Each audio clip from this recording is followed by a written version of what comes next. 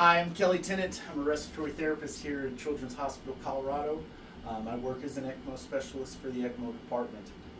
Today we're going to go over an introduction to ECMO for an RT. So let's get into it.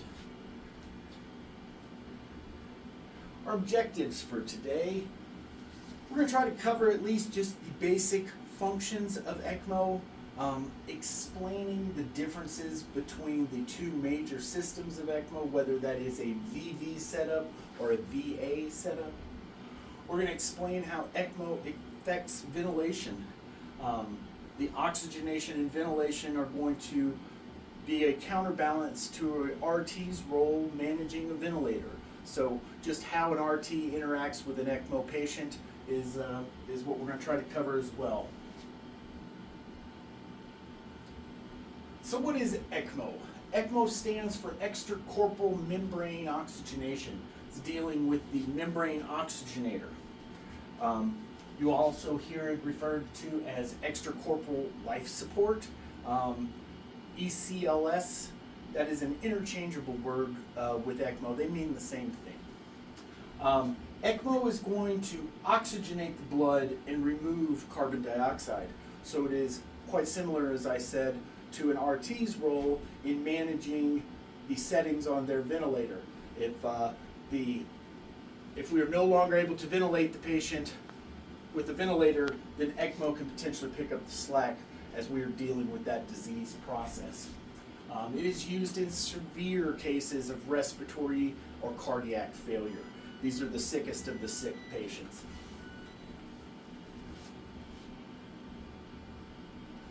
So ECMO circuit, we're going to go ahead and go over it, covering the four basic parts as we kind of cover the flow of blood through the ECMO circuit. So those four parts that we'll make sure we cover are the drainage or venous cannula, the pump head, the oxygenator, and the return arterial cannula. So first is going to be our drainage or venous cannula. So I have a venous cannula here, and you can see the holes that are on the end of the cannula that we're going to allow for the drainage. This cannula will sit. We'll talk about where this cannula will sit when we go over the differences between VV and VA ECMO. There's a large hole on the end, so that makes it more difficult to be occluded, allowing you to have that continuous flow. So if that is my venous cannula, it is dealing with deoxygenated blood. So I have marked the circuit here as blue. So we're going to pretend our patient is here. The flow of blood is coming back to the circuit in a negative direction. So at this point, I'm going to call it our blue blood. As it gets to this first intersection, we're dealing with two shunts that are built into the circuit. I will talk about these shunts as we go further on, but these shunts are both arterial shunts. So at this point, I would refer to it as purple, or a mixed blood system. I continue down this path. I get to my pump head. The pump head is like the heart of my system. It is a centrifugal pump so that it is able to protect the blood. This is a magnetically driven impeller. Think of like a propeller or a fan blade. But it levitates in a magnetic field, and each one of those blades is driven by electrical current. So that free floating pump head protects the blood. It prevents it from lysing, but it also doesn't make an airtight seal. So I am never able to overcome the afterload of the patient. If a patient has very high blood pressure, I have to lower that blood pressure pharmacologically so that I can get over it. But this is the heart of my system, but it is at this point still dealing with venous blood, or a mixed blood because of our shunts. As we move forward, we get to our oxygenator. This is a gas-permeable oxygen membrane, and as you look into it, you can see that they are a woven sheet, and those sheets are then packed into the oxygenator, giving it a huge amount of surface area. That surface area allows for gas exchange through those semi-permeable membranes. It is a very tight weave. The holes within that weave and those plates is about the thickness of a blood cell. So they are still able to get through, but it allows it to act as a net as well, trapping air on the venous face and preventing it from getting to the patient. Moving forward, and as I said earlier, the pump head is the heart of my system. The oxygenator is like the lungs. The oxygenator works on the premise of sweep. The sweep is the flow of gas going through that oxygenator. I'll cover this just a little more detail after we get done going over the circuit. So now as I come out the back of the oxygenator, I'm dealing with oxygenated blood, fully oxygenated blood. I have the main direction and the flow probe, I'm continuing to go to our patient. But I want to talk about a shunt, as I said we were going to go over earlier. So I have a shunt built into the arterial side. This then follows, and I have fully arterialized blood in a manifold where it allows me to draw labs. This is where I draw my arterial labs. After this, it continues on with this arterialized blood and dumps back into our venous side of our circuit that we spoke of earlier. So this arterialized blood, this built-in shunt to the system, is what then makes this a mixed blood system afterwards, mixed oxygenation. Let's go back to the main arterial flow towards our patient. The main arterial flow, we then have one more shunt built in. This is what is referred to as a bridge. We're going from the arterial side back to the venous side of the patient. This allows me to deal with any air bubbles, and it is a safety mechanism. If I have had air into the circuit, I can clamp off to my patient and run the air bubbles across the bridge, getting back to the venous side where they are able to escape on that venous face out the one-way valve. Moving back to our main portion of blood, the arterial cannula then is returning our arterialized blood to the patient. Let's look at an arterial cannula to see the slight differences between the venous that we saw earlier. This is a smaller cannula, but the arterial cannula has no holes, nothing for drainage. It only has the hole on the end where it returns to the patient. So that venous cannula had holes for drainage and a hole on the end, but the arterial cannula just has it on the end for the return to the patient.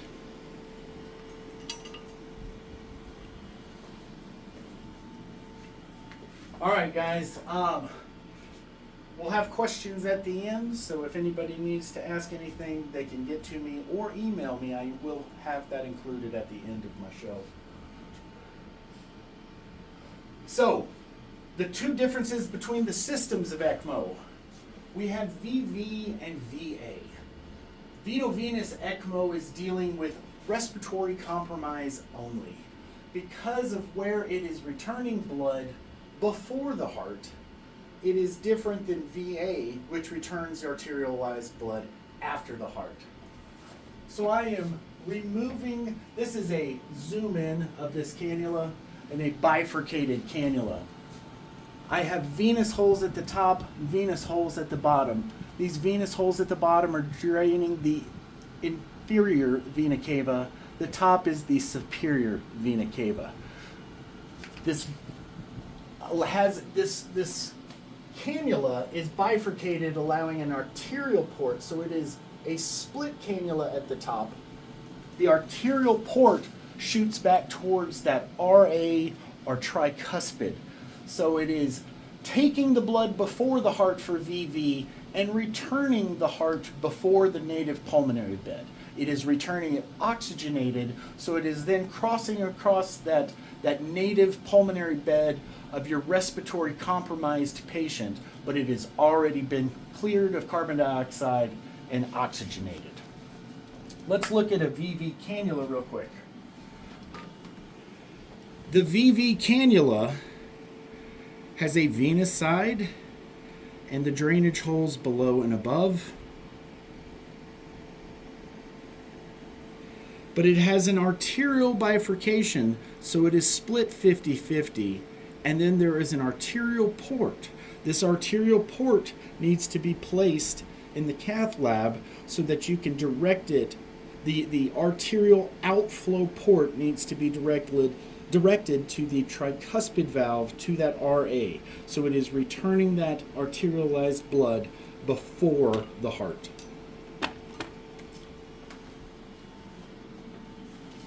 So for VV ECMO, it's respiratory support only. It is a venous removal of the blood, but then also returned on the venous side. That blood has been arterialized, but it is returned back into this SVC, IVC, RA junction, but it is arterialized. So this can be used in any kind of ARDS or any respiratory injury or infarct. Now we'll get into VA ECMO. VA ECMO is going to provide cardiac and respiratory support. I'm still using the same oxygenator. I'm still using the same concepts to remove that carbon dioxide, but now when I return the blood, I'm returning it into the ascending, descending aorta. I'm returning it after the heart. So all of that portion of blood that moved into my system, I am now pumping it after that patient's native pulmonary bed, and by doing that, I'm assisting the flow. I'm assisting them with cardiac support so that I can support this patient who's in cardiac failure. So for a VA, I've removed before that patient's native pulmonary bed.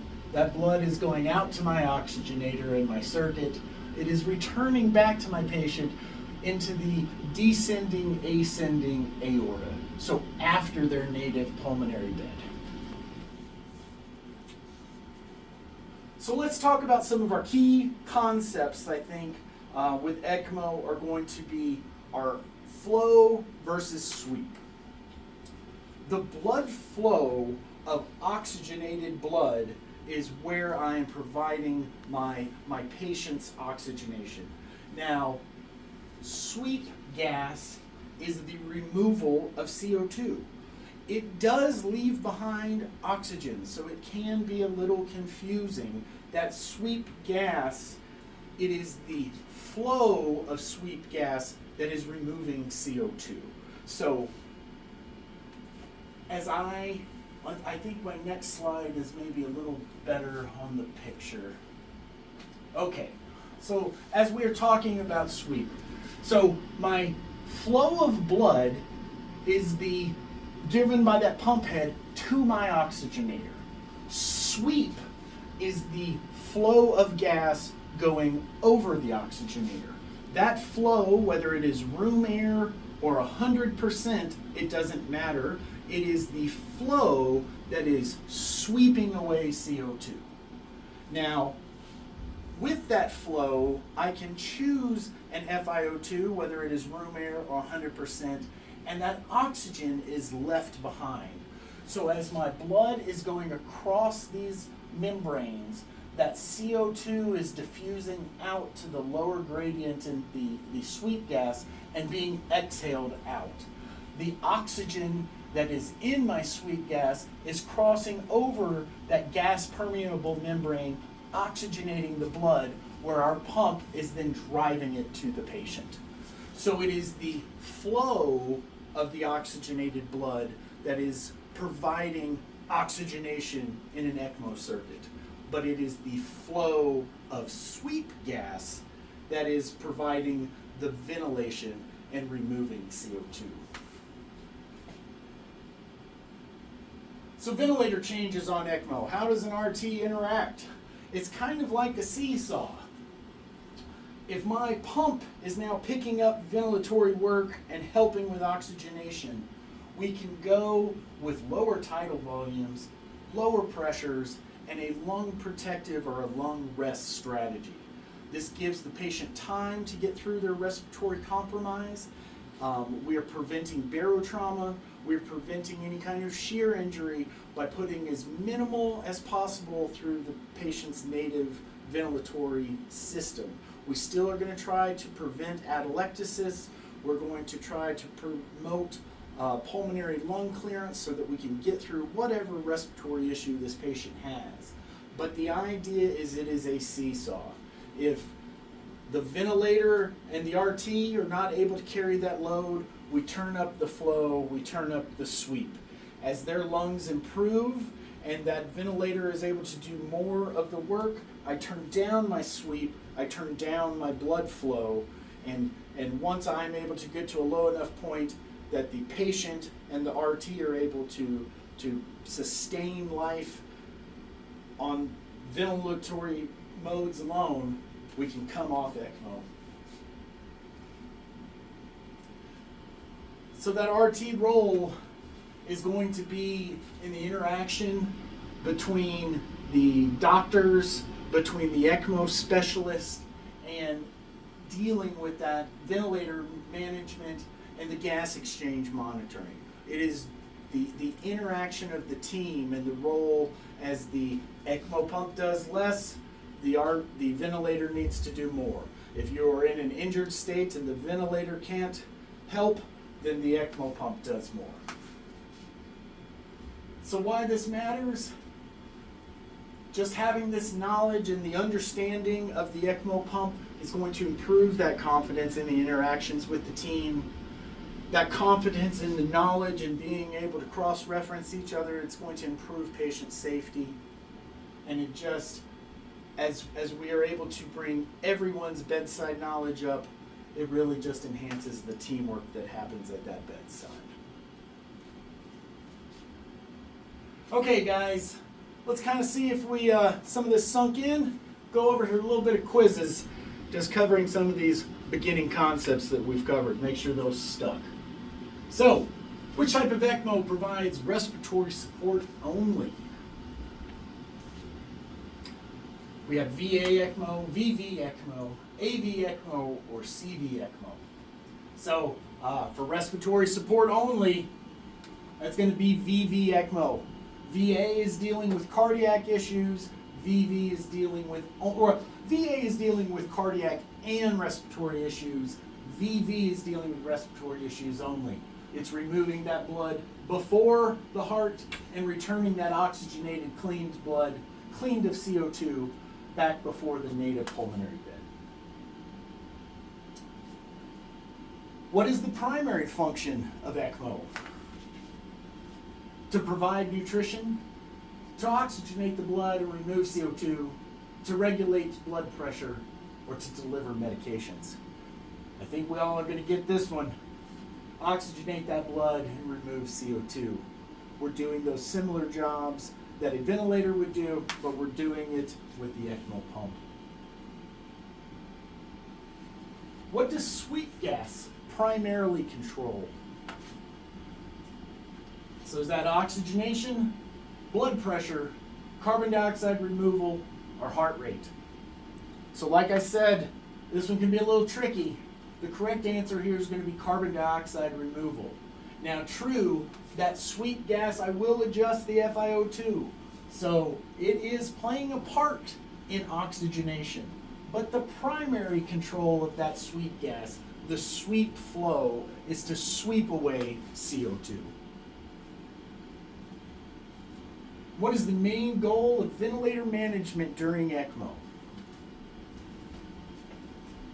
We're going to try to increase tidal volume. We're going to try to be lung protective, try to increase our respiratory rate, or maintain higher pressures. I hope we all got this as RTs. Our role is going in ECMO is to provide that lung protection, lung protective strategies. As we move on and that patient begins to heal, we might deal with tidal volumes and respiratory rates, but the goal of ventilator management during ECMO is going to be lung protection. Okay, guys, intro to ECMO, that's kind of it. So in summary, we talked about how ECMO supports gas exchange, how it helps with oxygenation and CO2 removal through sweep, oxygenation through that blood flow of the pump. We've talked about the differences between VV and VA. Those venous cannulas are going to be in a very similar spot, but it's more about the arterial return. On VV, it's an arterial return before the heart. On VA, it's returning after that native pulmonary bed. And then our RTs, the role that we play. Dealing with ventilator management, talking about the gas exchange, monitoring ABGs, lactates, and just that overall being a part of the team as a knowledgeable contributor. So, questions. I think everybody's got my email, kellytennant@gmail.com. And I've enjoyed it, guys. I'll hear from you. Give me those quizzes. Thanks much.